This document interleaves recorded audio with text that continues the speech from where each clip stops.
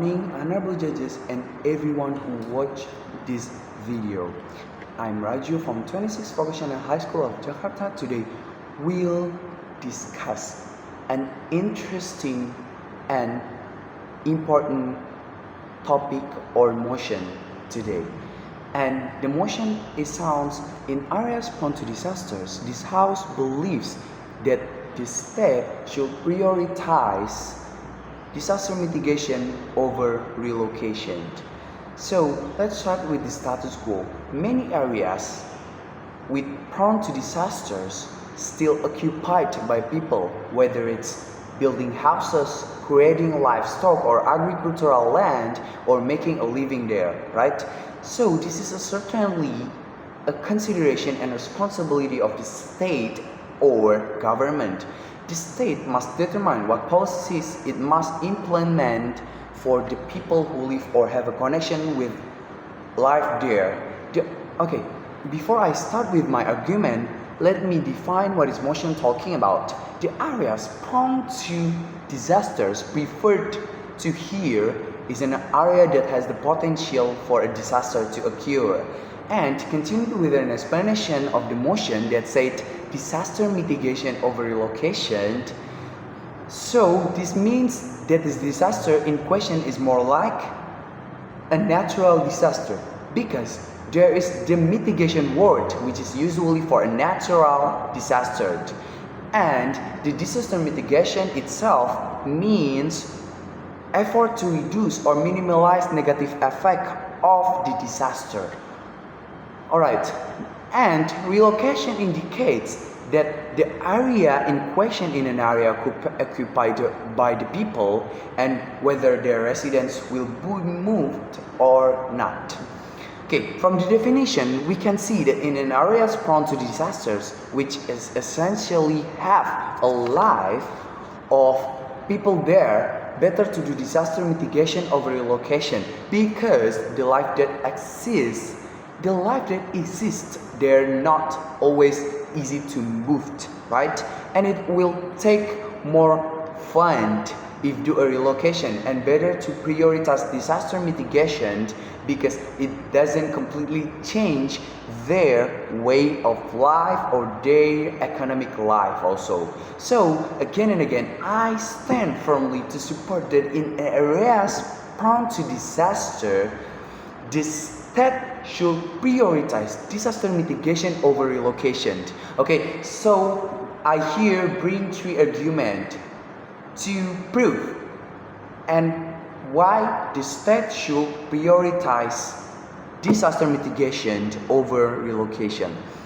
And the first argument is relocation disturbs people's social and economic lives.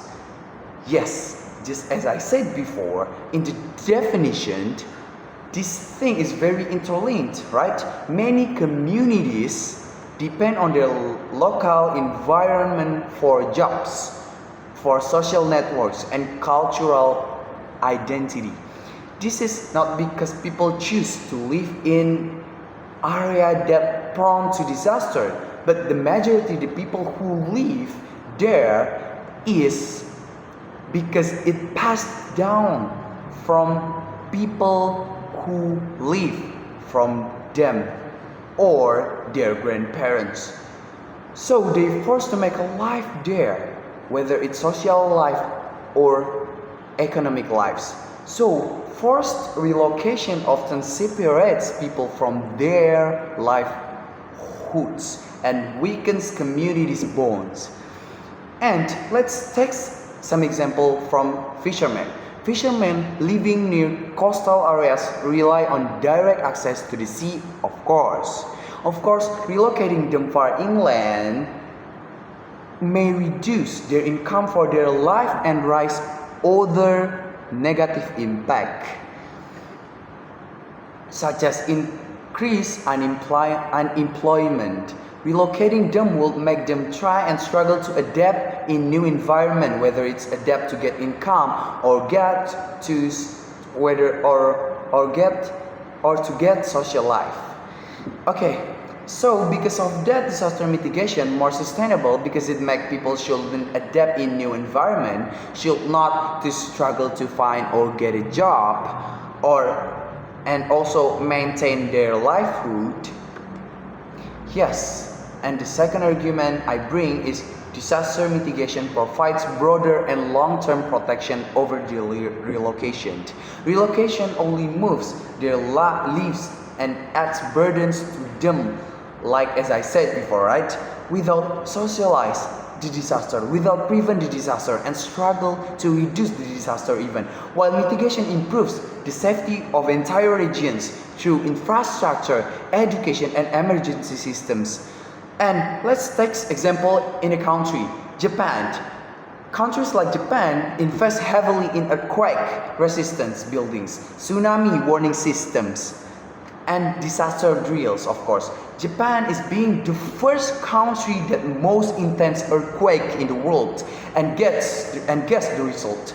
Yes, Japan reduced casualties without needing to relocating millions of citizens.